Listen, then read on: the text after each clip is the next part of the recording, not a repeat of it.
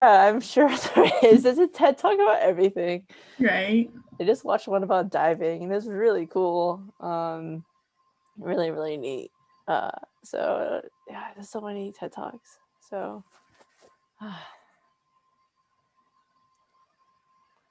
so many good things.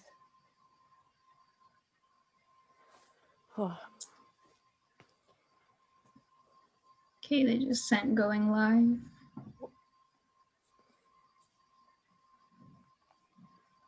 All right. Awesome. Good evening and welcome, everyone. Thank you all for joining us for our third episode of Season 2, We Bay Area's YouTube Live Q&A. My name is Jasmin Younis, and I use she and her pronouns. And currently, I am studying digital media art and advertising at SJSU. And I'm one of the new volunteers at the We Bay Area team. Our hope through this series, which began last year when Shelter in Place began, is to provide some education, resources, and a little entertainment to the amazing underrepresented gender identity communities, including women, non-binary, and transgender individuals want to pursue and thrive in the animation industry. So please subscribe to our channel and put down questions in the chat and you want us to talk about, and we'll do our best to answer everything at the end. Today we are talking with Amy Kuo, co-founder and producer at Animon Studios, which led to the creation of the short film Let's Eat. The foundation of this conversation was inspired by continuing our theme for the season, Truth. This season, we wanted to focus on our authentic conversations with people in the industry to not only learn how to navigate the industry, but to get answers to hard questions and learn from each other's journeys.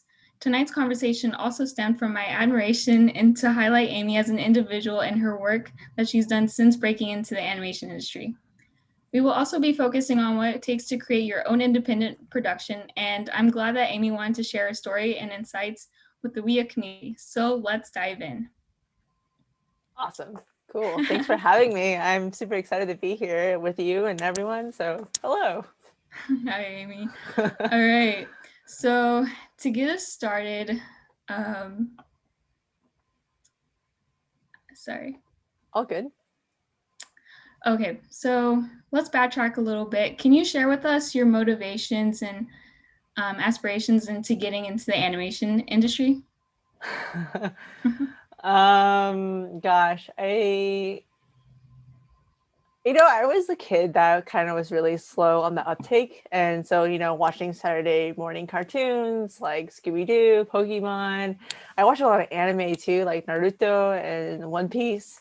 And I thought that those things just magically appeared on TV. I didn't realize that animation was a career until I got into college. And I think what made me fall in love with animation more was The Thought of You by Ryan Woodward. And I didn't know how beautiful and simple animation could be to express so many emotions. And so that was kind of how that started my interest in animation. And then I kind of went on this trajectory of uh, getting into tech and then leaving tech and then pursuing animation by taking night classes and somehow ending up here. Yeah, that's amazing. I feel like as artists in general, when we get inspired by movies and TV, it just allows us to connect more with the emotions and like the characters along. And then we just, and learning the techniques and everything as well, we're just like, oh my gosh, like, how do I do this? And I have to learn about it. And then you pursue into getting the animation industry. So it's a really nice introduction, Amy. Thanks. So moving on, can you tell us about your college journey? What was it like for you? Yeah, so my college journey is not typical, I think, of most animation people. I actually studied computer science at UC Berkeley. And I got into that because my cousin was like, you can make video games if you know how to program. And I was like, cool, I love video games. And so I pursued computer science. And then I realized that programming was not for me. Mad respect to those who do programming because I can't do it. But what I can do is help manage people in projects. So that's kind of the path I took when entering the tech industry. And actually, my time at UC Berkeley, I discovered Pixar was in Emeryville, which was like right next door, and I was just like, "What? Like you're a real place?" And I tried to get in, epically failed, and so I just went to tech, and then that was my journey to realizing. I think I said before, like realizing that tech was not for me. I wanted to create more stories and storytelling and talk about movies during lunch and, everything that was going on in that industry. And I decided to leave, my 6-figure salary to do something that I was really passionate about. Yeah, and so going off of that, you graduated college, you had a tech degree, you worked in tech, and then you're like, okay, I'm leaving the 6-figure salary. And you said that you took some night classes. Can you tell us about that and how that got you into the animation? Yeah. Gosh, did it get me to animation? That's good. Yeah, because so when I left tech, which my mom was pretty upset about. Sorry, mom. I know she's watching. But she, I left tech and then I decided that I was not going to do art school because art school is really expensive. And I did not want to take undergraduate classes again because never again. Uh, so I took some night classes at San Francisco State University, and the classes were like okay. They don't compare to like CCA or like Cal Arts or something, right? But I think in terms of I had the gumption, and that's where I met the director of Let's Eat, Dixon, at, and we had so much passion and energy that we created our own projects and took the curriculum into our own hands.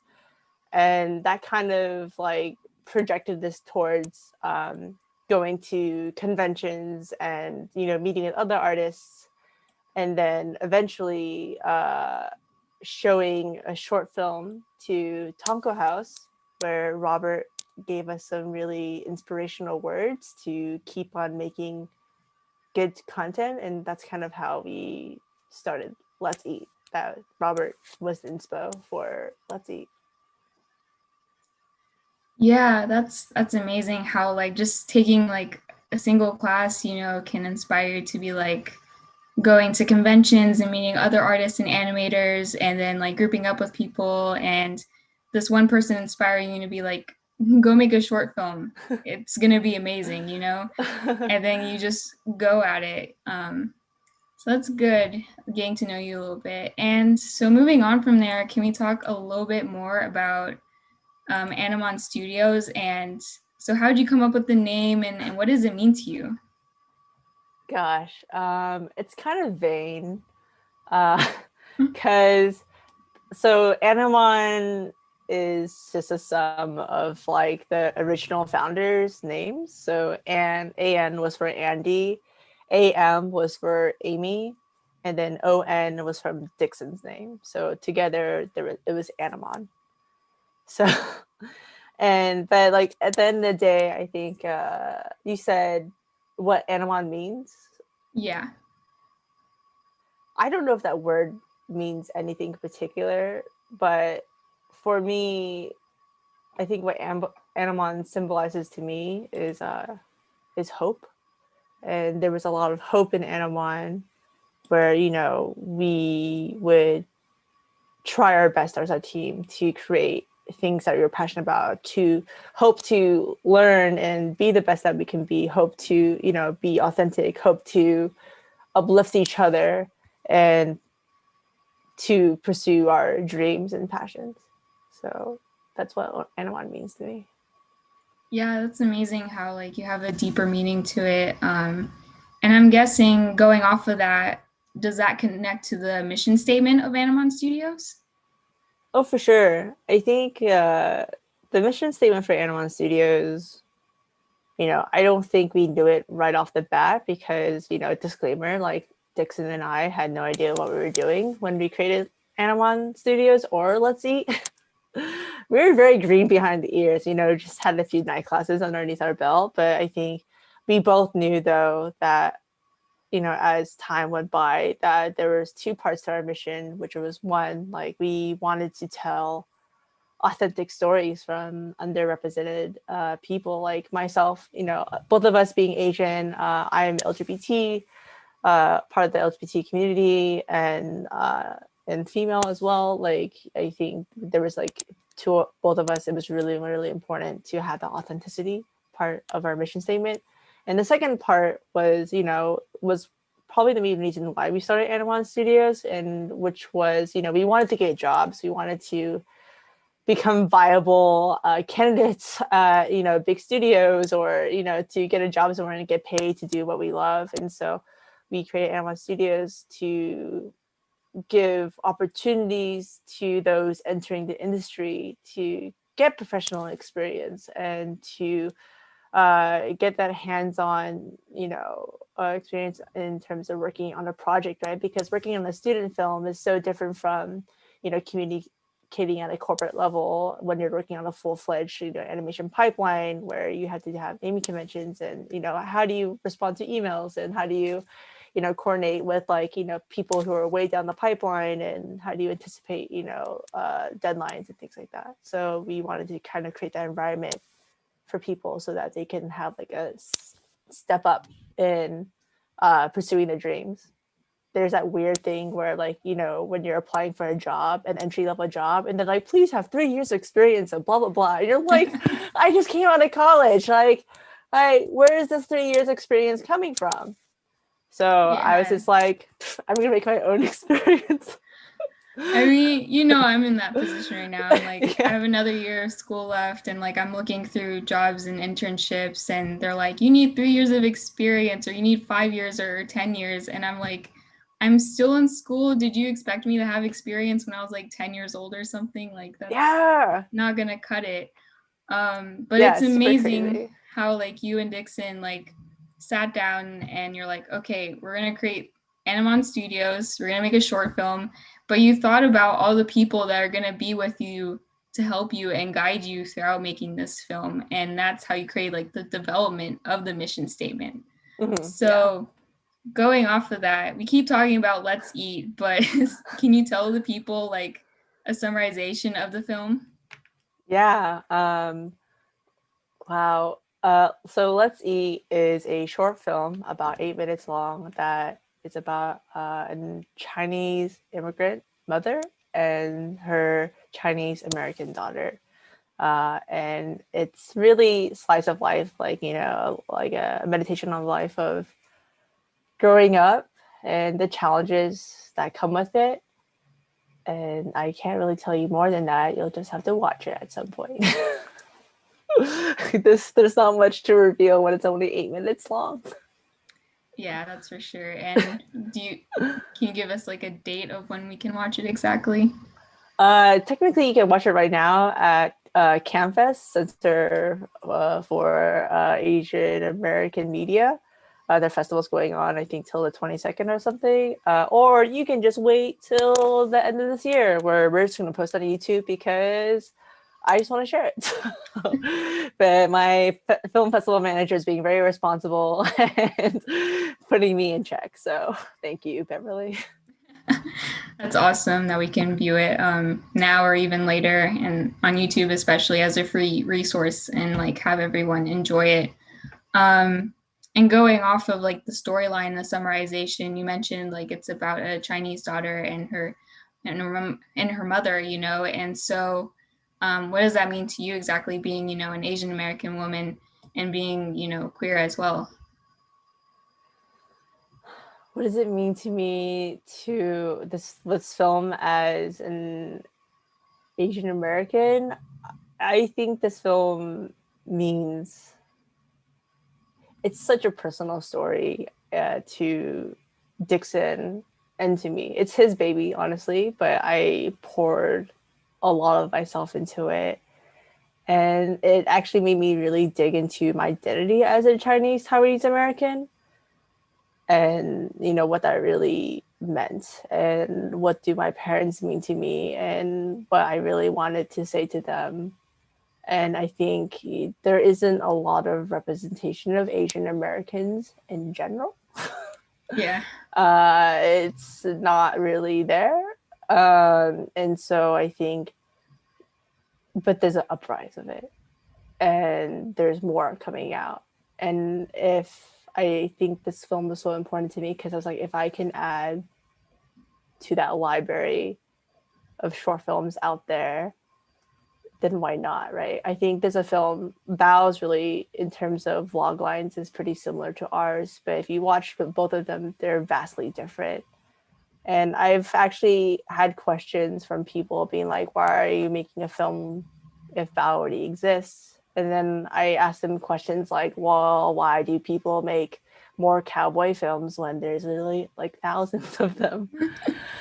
And they like shot for shot almost like, really, really similar. So I think just because you have like the same themes doesn't necessarily mean that it's the exact same experience. Everyone will have their own take on what they went through and their experiences, and I think that's really beautiful, and I think that's what everyone deserves, including Asian Americans and those who don't really have their voice shown as much. So Yeah, no, that's beautiful. And I think to go off of the whole thing of like, why are you making this when something like this already exists, is because like as people who want to be represented, we look at like, let's say the original copy, but then we're inspired by it to make something better and to tell more to that story. And even as people of color, we all come from diverse ethnicities, and so we all have our own different story to add on to that. And I think that's amazing how like you were able to do a little bit of soul searching and to get in touch with your heritage along with making this film. yeah, there's a million Asians out there. Like there's so many of us, and so when they're like, "Oh, one film to represent all Asians," I'm like, "Are you what? Stop it! Don't box us in. We're so beautiful. Let us tell our stories." Definitely. And now that we've learned a little bit about Amy, and now we've learned about like Let's Eat and Animon Studios and what that means to us, let's go into more of the technical questions. So Cool, with I'm creating ready. a studio, you named it Animon Studios, and like, did you have to like register the name? Did you have to like sign any paperwork to say, I, Amy and Dixon, established like Animon Studios, and it's here and it's now? Gosh, established. What does that even mean? Because if you mean like, sign up for an LLC and claim that company name or Yeah. or whatever, like I think, oh, for sure, like we had to do that, but I think from a volunteer perspective, like we didn't do that until we created our Kickstarter, and because when you register an LLC in California, at least you have to pay for like an agent and like for the actual fee of running your LLC, and so in total it's about $1,000 per year, which is a good chunk of change for people creating a volunteer project. That's not getting any money whatsoever. So like I think when before we did our Kickstarter and like launched it, we created our LLC and I guess claimed our name. But up until that point, we didn't. Though I think we should have, because there's things where like you need your LLC registered as a business entity, because when you are creating contracts, right, volunteer contracts, like you definitely need those when you first start, and you definitely need for when you're hiring contractors or when you're doing your NDAs. At first I think for Dixon and I, we put it on our name, but that's not necessarily a great thing to do, because like you want like a business entity to protect you in case someone sues you. And if your name is on it, they're going to sue you as a person, as an individual, rather than like a business entity. So it's best to create that business entity sooner. But honestly, if you're like small, like you're not going to be really a target, it's not something to really worry about. You just have to be aware that when you do create that entity, you have to go back to your old paperwork and have those people re-sign that paperwork so that it's going to your LLC rather than to you as an individual. So that's my spiel on LLCs and my favorite topic, but not really. Yeah. And going off of like being small and like something that shouldn't like affect you, like what was the size of your crew at the beginning, before any pre-production, production, and like just going through the LLCs and any other business mumbo jumbo? Surprisingly, I think it was about 30 people. I might be wrong. Since we were a volunteer project and people were, were limited in terms of the hours they could put in. Like, I think we were 30 people, but that was because creating the Kickstarter, we were creating our storyboards and we were exploring like models and visual art and, things like that. So, and we had accumulated like a composer and and other people to just kind of help us start creating our characters and things like that. And so we created content already to show on Kickstarter to show that, hey, we're the real deal and please support us. So we were actually a pretty sizable team at then, I think. So Yeah, and so with the 30 people, did you guys like share a physical space, or were you guys like spread out through the Bay Area, or were there international people or people out of state as well? we did have a physical space. It was in San Francisco, and it was really small. It's like an apartment. Like, it was like, and I think at most we would have 11 people because I think most of our team, like, I think most of us were in the Bay Area, but then we had people in LA. Then we had people across, but I'm talking about the whole team too. Like at the end, we had like 152 people. So like there's people all over the United States and then Canada and then also in South America and then in Asia and then Europe. So we had a big team and obviously we can't fit 152 people into like a 900 square foot like apartment. So like yeah. So that was our team. And like with, I guess, the main 30 people who are local, and sharing that office space, how did the dynamic work in there when you're like queuing up people from Europe and South America and Asia, and just like getting on like Zoom calls and being like, okay, I need you to do this, and so we'll do that, and then like just creating like a whole schedule basically. That is a large topic that you just picked up. I would say the people who are really in charge of delegating work and assessing work and the schedule and things like that was like my amazing production management team. Shout out to you all.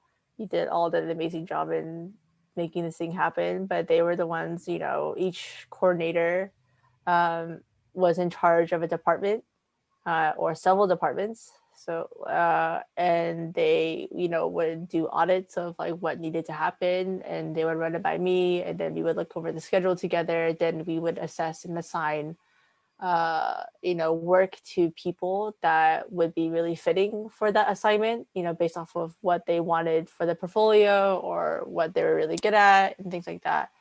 So that's kind of how we figured it out. And we just kind of worked with everyone's timeline as well as their life work schedule. So it was like by department, and they would run it how they wanted to. Yeah, and when you say by department, you're like talking about like an animation pipeline, right? Yeah. So there was modeling, there was texturing, there was lighting, there was rigging, there was animation. Animation was our largest team. We had like I think about 33 people, 36 people. So and that took like I think two coordinators I think to support that, including myself to assist. So like we just like work together to communication is key for animation. That's like probably yeah one of the hardest things to do. Yeah, I think communication is key in general, no matter what industry you're in. Just in life. Just in life, Oh yeah. yeah. But going off of that, having a team of 152 people, how did Yeah, you that was conduct bonkers. interviews? I can definitely say that our interviews evolved over time. Uh, in terms of they got shorter and shorter, but initially they would be an hour long because I I don't know if I would call them interviews at first, but like the process that it was that Dixon and I would reach out to people and then we would have them sign the NDA and then have them watch the animatic and then we would meet up with them and then we'd be like, what do you think of the animatic? Does it speak to you? Like, why would you want to work on this project? And and blah blah blah. And then and then we would ask them like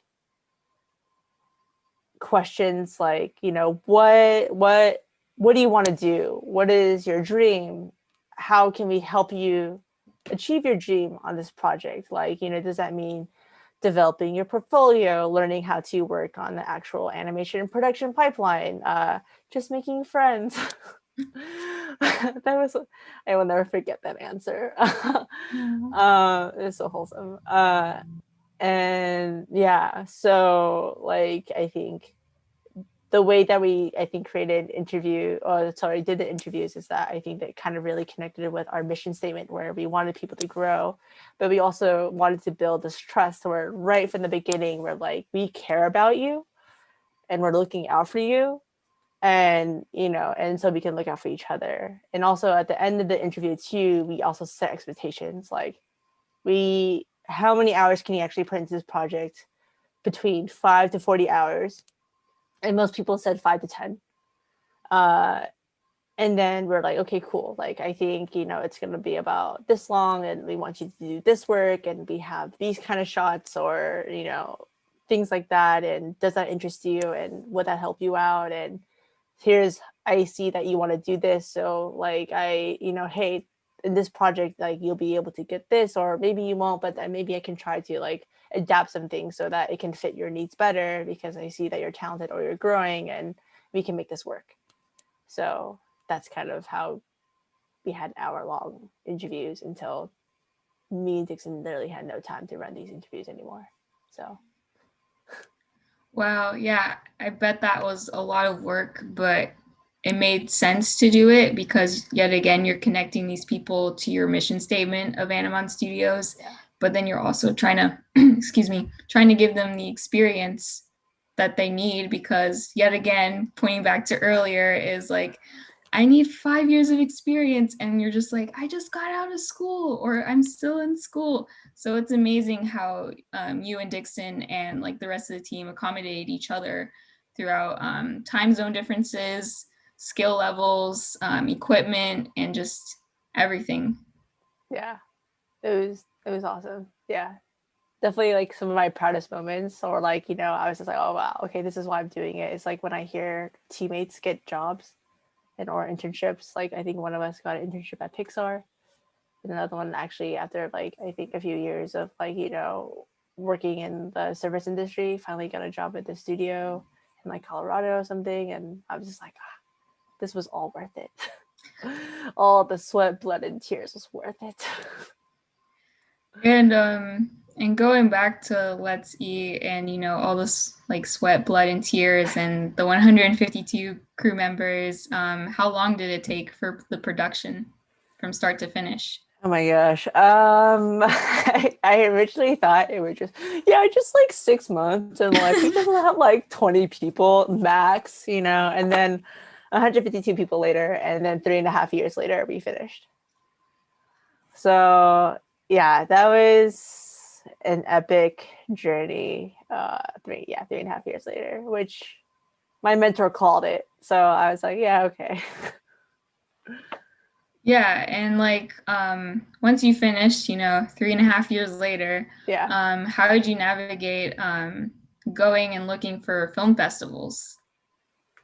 I feel like I can't really speak to this because I didn't own it as much as Beverly did, and she is so awesome. I was not gonna say a good word, okay, but she was so awesome. But then the way that we did talk about the strategy initially is sort of like, okay, where do we want Let's See to go? What kind of film festivals? What kind of message do we want? And what does our film fit best? So, we definitely wanted like Asian American animation, and trying to go for the Oscars too, just because why not, right? So we definitely wanted to go for that. And honestly, so happy that we got into CamFest, because that's like the one festival that I wanted to get into, and we did it. So yay.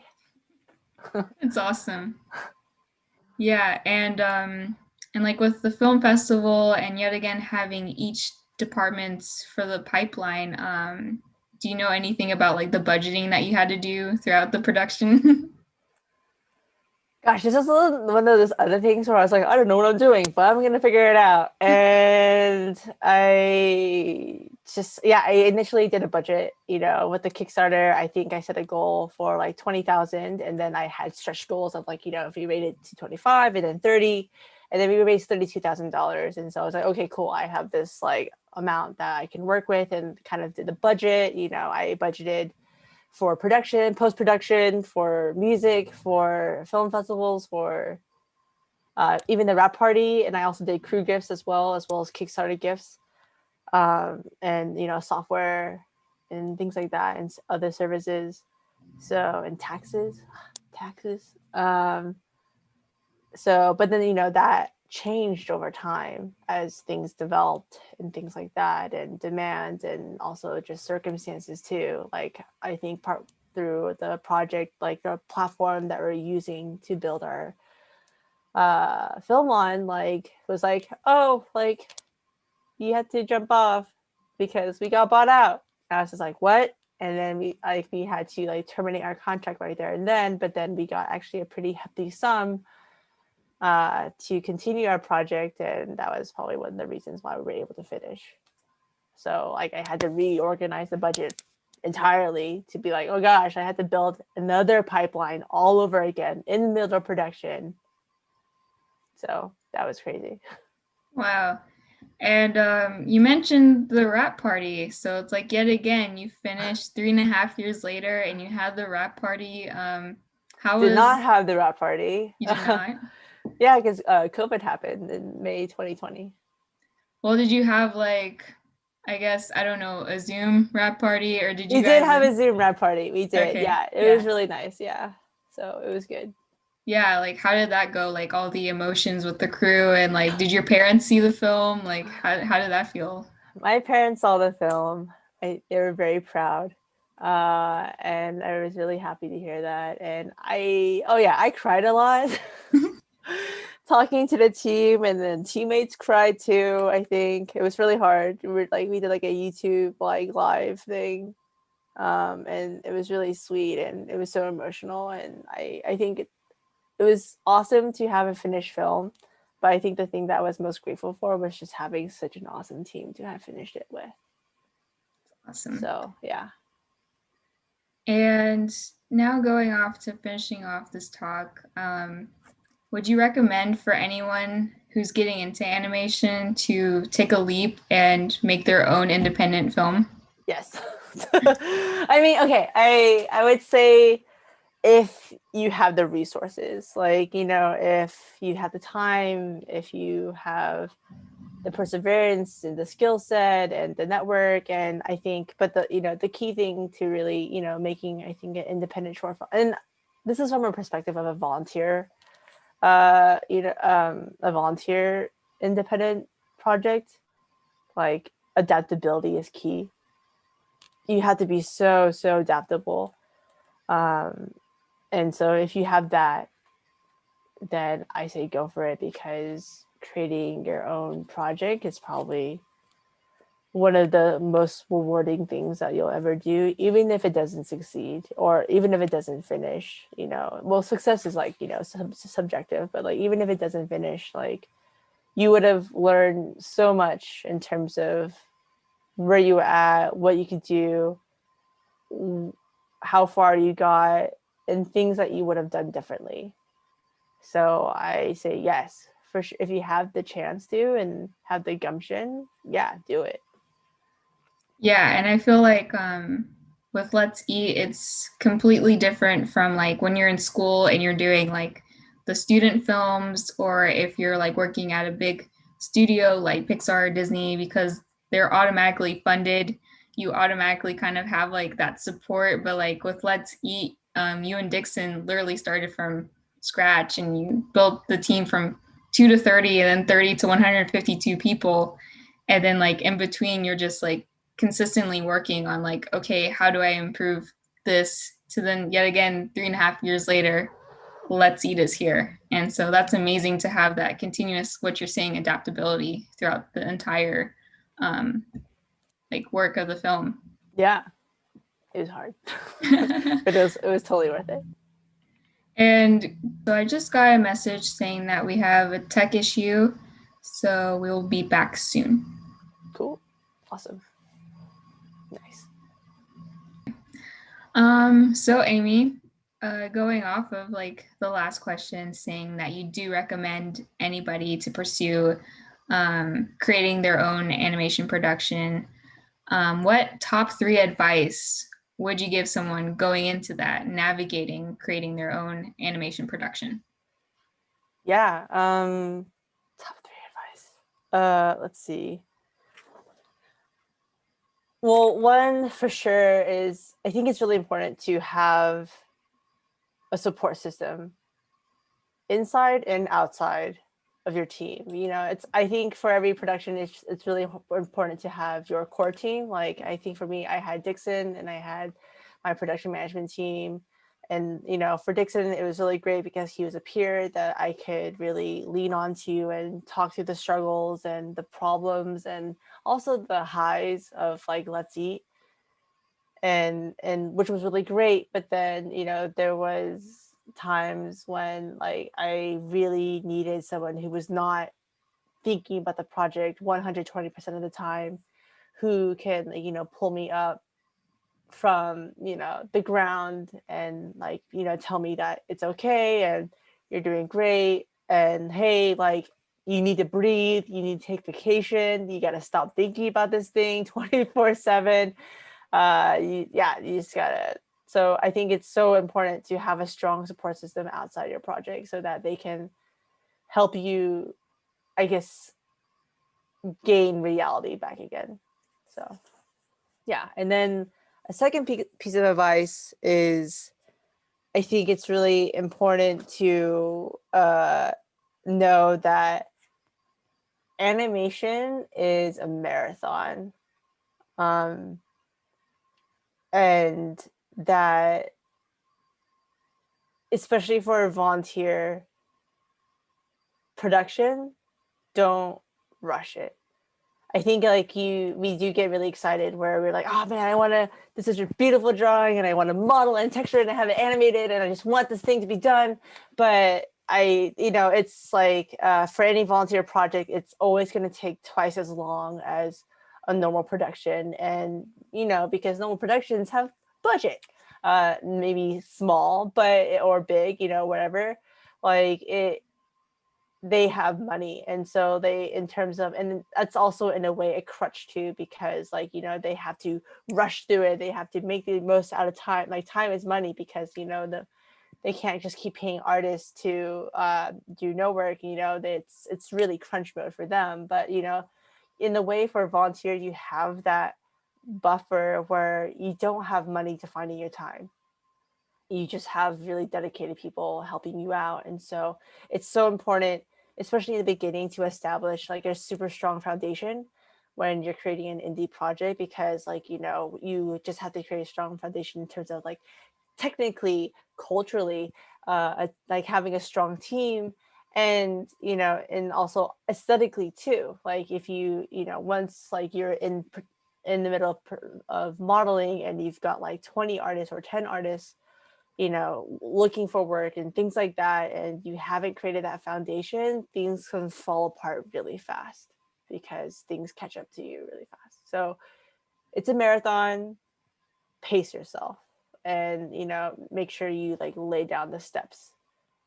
That's, I think, really important. And the last piece of advice, I think, which is it's also really important, I think it honestly helped me, Dixon, finish Let's Eat, was like stay true to your vision.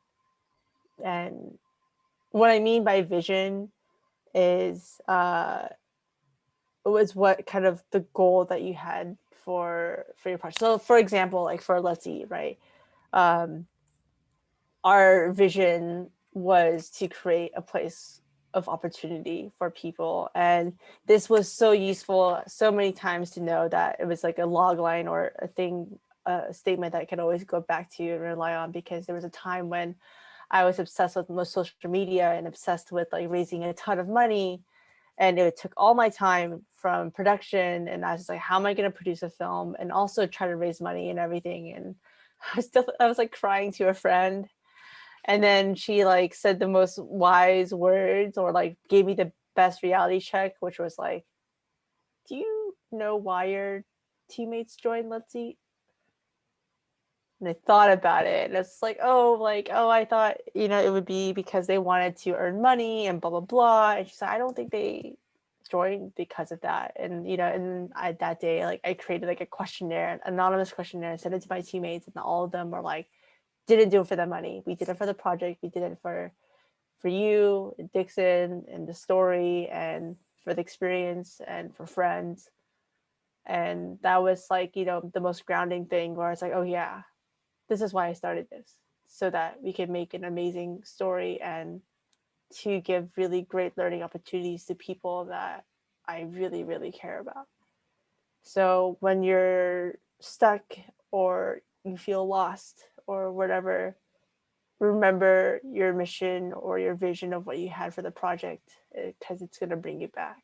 But not to say that like whatever you defined at the beginning has to stay like exactly what it was till like finish to end. Like it can always evolve to whatever your production needs and things like that, or it just finesses to be even more precise of exactly what you wanted. And I think that's what happened to Let's Eat. Before, it was just like, we just want experience, and then it became more and more specific as like, as we learned about ourselves. So yeah, that's Yeah, my piece of advice. no, that's really awesome, Amy. Yeah, touching in at the end, like you don't have to stay like to the T 100% of everything that was forming at the beginning, and along the way, like you and your team are learning about each other. You're learning about yourselves, and that develops along with the production, which I think is truly beautiful. And like you touched on like really key moments with taking your time, having a strong support system, and just like remembering why you're doing this, and it humbles you.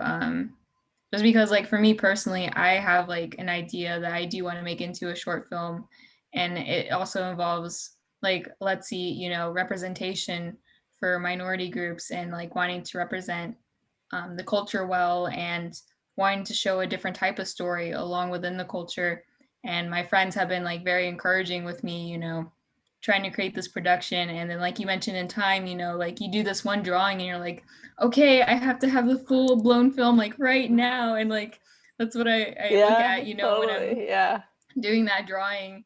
And I'm like, it okay, takes time. That's what I keep telling myself. I'm like, it takes time, even though like I'm like already like boarding it, and I'm just like picturing in my head like, oh, this is the type of music I should use, and oh, this is like the background that I And want. it's okay to think about those things too. Like, you're excited and you're developing a vision and things like that, but there's also like not a rush, like in terms of like, oh, I gotta assemble a team, gotta put everything together, and gotta get all the money and blah blah blah. And like, like you can't rush art.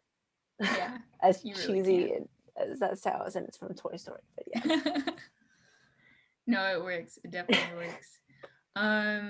So we're cutting a little bit close to time, but we do have some audience questions. So Yes. Can we get started on that? Yeah, let's do it. Awesome. All right. So question 1 is a 2-parter. So I'm going to ask you the first question to it. And the first question is Let's Eat script driven or board driven? We didn't have a script, but we did like write like a synopsis, or like I don't know what that word is, but it's kind of longer than synopsis, but like kind of the whole story, but whatever. It's not in detail. And then we just because we didn't know what we were doing. Like, and, but then we went straight to the board, and there was like 7 iterations, and like, but there was many iterations, right? We spent a whole year doing writing and boarding until we like locked Let's Eat. So yeah, it was mostly boards. And going into the second question, do you have any advice for script driven shorts? I'm not a writer. And I'm still a noob when it comes, especially when it comes to development. Feel free to definitely reach out to me on LinkedIn and stuff if you all have like questions. Like I'd be more than happy to answer questions or maybe connect you to people that do have the answers. But I think the one thing I think that worked really well for us was that we put our boards and animatic in front of people. I think we put it in front of like more than 50 people, 7 test groups, like over and over again to be like, do you relate to this? Does this make sense? Like, what does it make you feel? And were you confused about anything? Or, and that was probably one of the greatest things that we ever did, that validation and also just connecting with our audience beforehand before we, spent 3 years like making an animation. So yeah. No, that's great advice. And how did you guys exactly form the test groups? Friends of friends. Like I was really surprised. I just posted on Facebook, be like, who wants to watch my film? And I got like answers from people who I hadn't spoken to for like 6 years, or like they were just some obscure classmate from bio or something, UC Berkeley. He's like, I love to watch it. And then they're just sobbing on my couch, like they're eating pizza and things like that. So it was you'd be really surprised of people who would want to support you. You It's just got to put awesome. yourself out there. Yeah, definitely. Moving on to the second question, which is, I just finished my pilot. I don't have many connections in the animation field. Should I focus on pitching or posting my series online?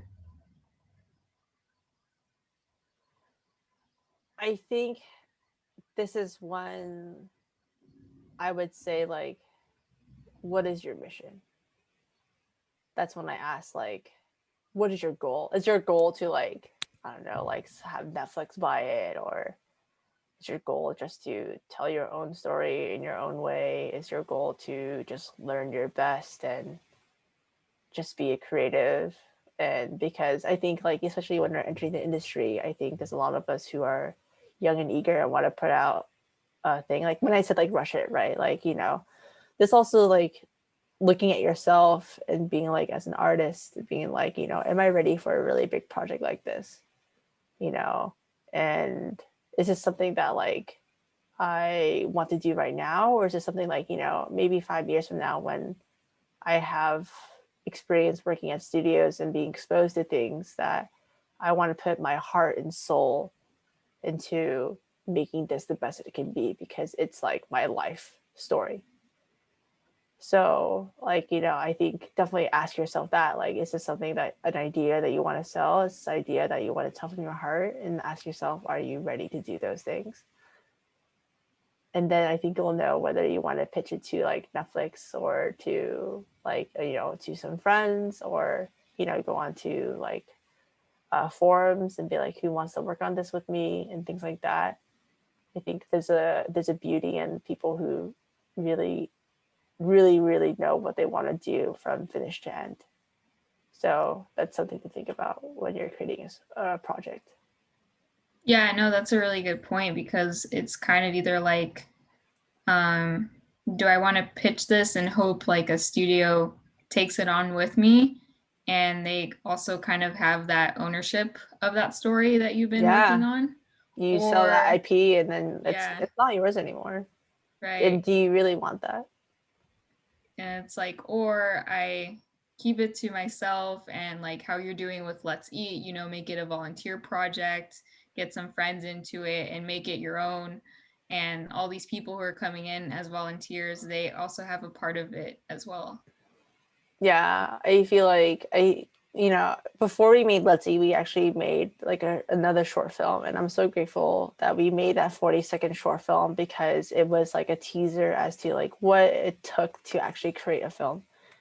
And for anyone who's creating like who wants to create like their own production, create a 40-second film first, from and like a test run of how you're going to run your bigger production, right? Because that way, if this is your first rodeo, you can figure out like, okay, how is the communication going to work for per department and naming conventions? Because when you're doing like a short film with 5 people, it's so much easier to manage versus like a team of 30 that scales out, that's exponential. Like, so you can resolve a lot of issues and things that you know are learning on the fly when it's a much smaller team, and then also the stakes are a lot lower.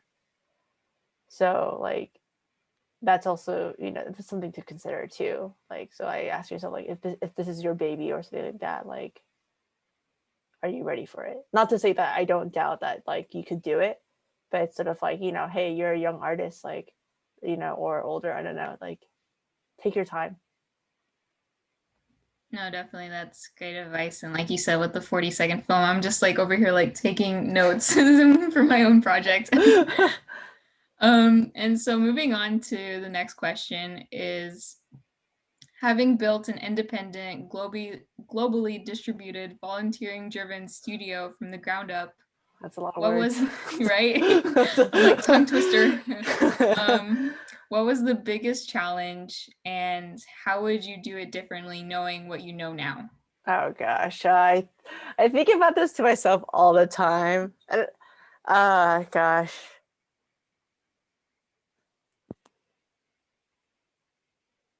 I don't know if I would change that much, anything really differently. I think as you learn how to better navigate a project and people and budget. And I think especially as a producer, like you get this intuition as you just get exposed to like more things. And I can't speak for a director, but as a producer, like you just get better intuition as you get more experience.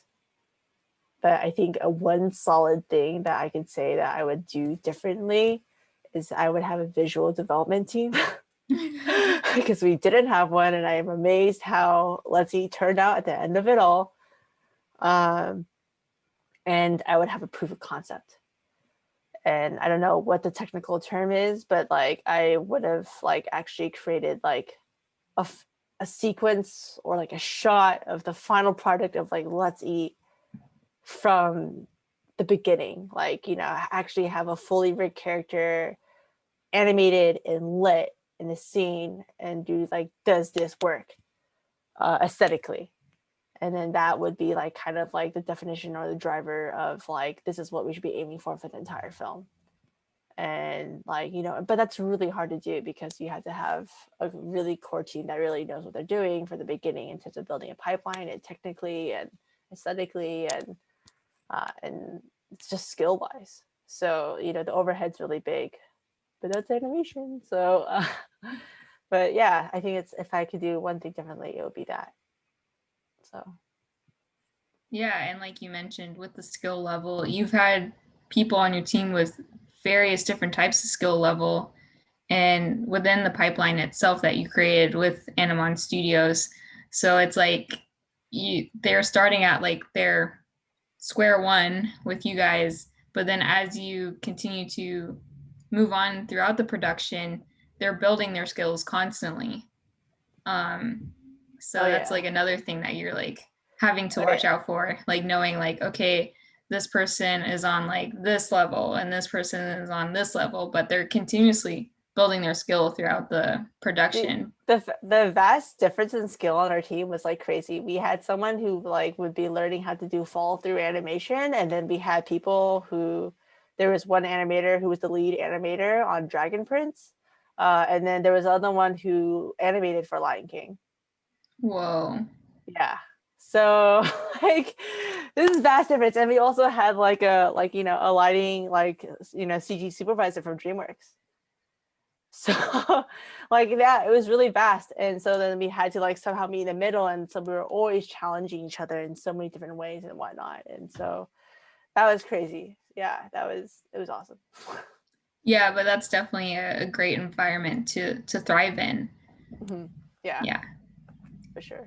And going on to the next question, if deciding between two candidates, one with strong technical skills and the other with strong mission and vision alignment, who would you hire? Mission and vision. I think. I don't know. Well, I mean, it depends, right? Like, I guess, like, if the mission and vision, like, they were, like, okay, like, whatever. But then the technical person's, like, amazing, whatever. But, like, if they're, like, a, a jerk, I don't want to work with them. Especially in a volunteer project. Like, I'm here to have fun. I'm here to, like, create a good story and have a good time. And, and I don't want a stick up my butt like when I'm creating a film. So like I would definitely hands down work with a person who is a team player, and even though they're not like cream of the crop, like I would much rather work with them, because especially if they have the ability to like learn really fast and like to like grow and like persevere and like show that they have grit in that kind of way, like, oh, hands down, always going to go with a person who has grit, versus the person who's just naturally talented or just like technically more, better.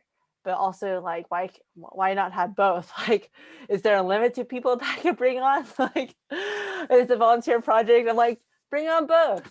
So.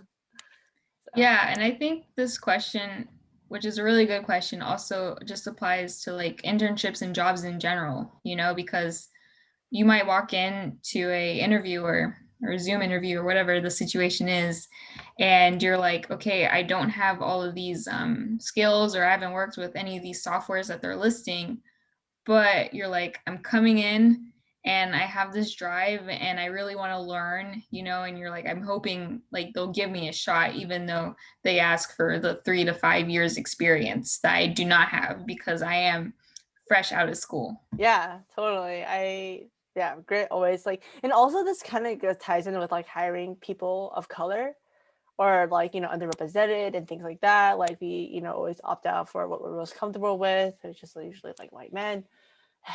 But like but like you have to understand too, like with POC and things like that, that they have not as much privilege. And so yeah, technically they're not like maybe as like good, or like they're a little bit behind over their like white peers or something like that, or people with more privilege. But if you notice in the way you talk to them, the way that they grow and the grit, like it's there. Like they're ready to learn, they're ready to get in there. And so I'm always a believer of like assessing people who have grit and that have that passion and drive. Like always, hands down, just going to go with them and like work with them to like raise their talent and make them be better, and like make them achieve their dreams. Because honestly, who doesn't want to work with people like that? Yeah, because like with the environment, yet again, that you're building in a studio, you want people who can motivate themselves, but also motivate other people as well as on the team, and just continue that momentous drive of creating something that at the end is going to be beautiful, because what you're creating is not only just a project or a film, it's creating something that involves representation in media and Yeah. storytelling, and the idea that like children or even people who are wanting to get into the animation industry watch this and they're like, wow, this is beautiful, and like analyzing like everything down to the T of like the backgrounds and like everything in the pipeline, and Yeah. saying one day I'm gonna make that, and one Mm-hmm. day I'm gonna get to tell my story. Yeah, exactly. Yeah, and so then going on to the final two questions. Woohoo. The first one is, how did you boost volunteer morale throughout this production?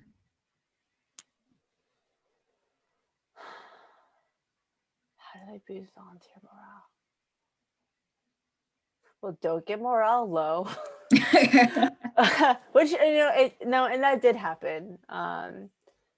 Me and Dixon were very, very transparent with what we did with the money, and I think one time we were very nonchalant about it, and I think people took offense to that. And I can't say that I did the legwork in terms of making sure that the team was okay, but Dixon, reached out to everyone, talked to them individually, and showed that he really cared, for everyone. And that's something that I learned from him, to really pay attention to teammates and really listen to them and their like, their feelings and their opinions.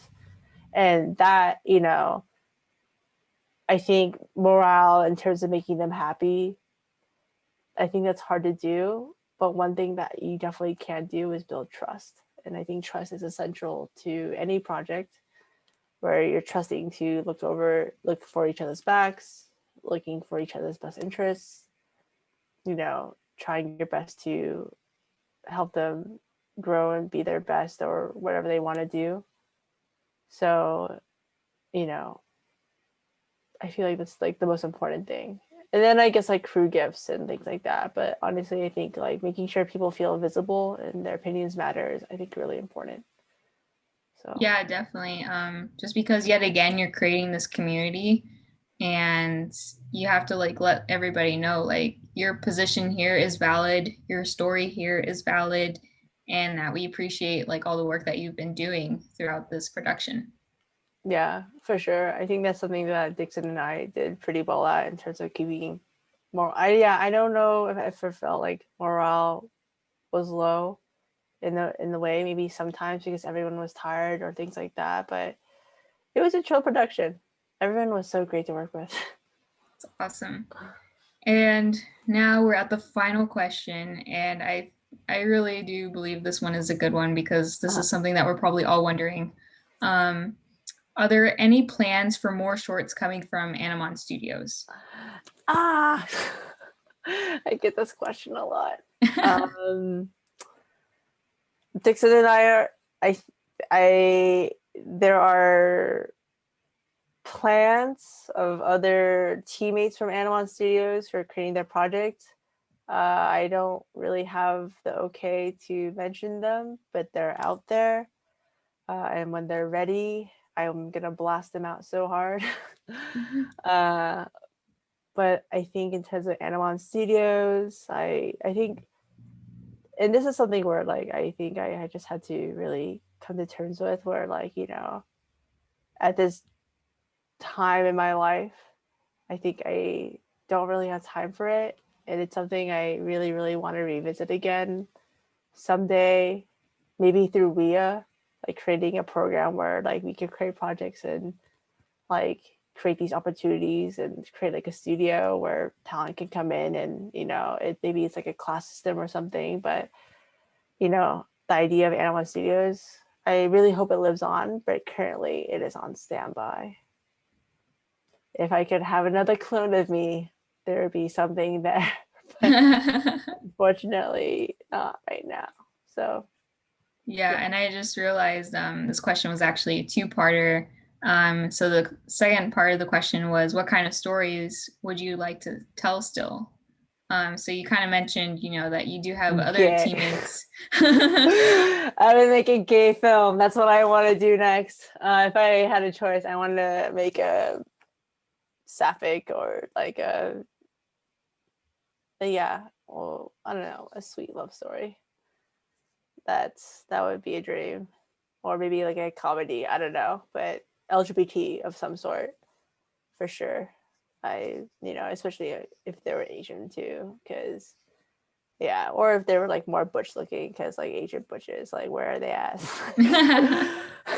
So yeah. Well, I think minorities in general who are queer, Yeah. they need that representation, just because yet again we don't see it on the screen as much. Or if we do, white gay boys, Yeah. Nothing wrong with that. It'd be cool to see someone like me though. Exactly. And I think that's like the whole point of Let's Eat and like Bow and all these other great short films that are coming out, because yet again, when you see yourself on screen, you feel represented, and you just feel that warm fuzzy feeling of like, oh my gosh, I'm seen, instead of like constantly seeing like the same people playing the same roles, but the movie's just a different title, and like they might have changed like the outfits or the backdrop or something like that. But when you see like someone who's playing a character like yourself, and you get to hear like the dialogue that you would use, or like the culture environment that you would actually be in or that you grew up in, you're just like, wow, like your mind is just completely blown. I just cry. Because it's so overwhelming. Like I think this past year, like I think I watched a documentary, and there was like a butch Asian woman of like my build, and like I was I was shook. I was like, I was shaken to the core of like, I didn't know people like that existed on TV or, you know, that were documented and things like that. Like, so it was so moving. And I think like, this is why representation matters. So yeah. So yeah. Yeah, definitely spot on. All right. Well, this is the end of our Q&A, and I want to thank you all for joining us today for our third episode of the season's program. And thank you, Amy, for being here and sharing your story with us. It was my pleasure. It's such an honor, and you know, yeah, I hope people come back and watch this part despite the technical issues. I'm so sorry. It was no one's fault, but yeah, that was great. I'm really happy to be here. Yeah, definitely. And please subscribe to this channel and our social media for the next episode, which is in 3 weeks on June 8th. And we'll see you next time. So bye, guys.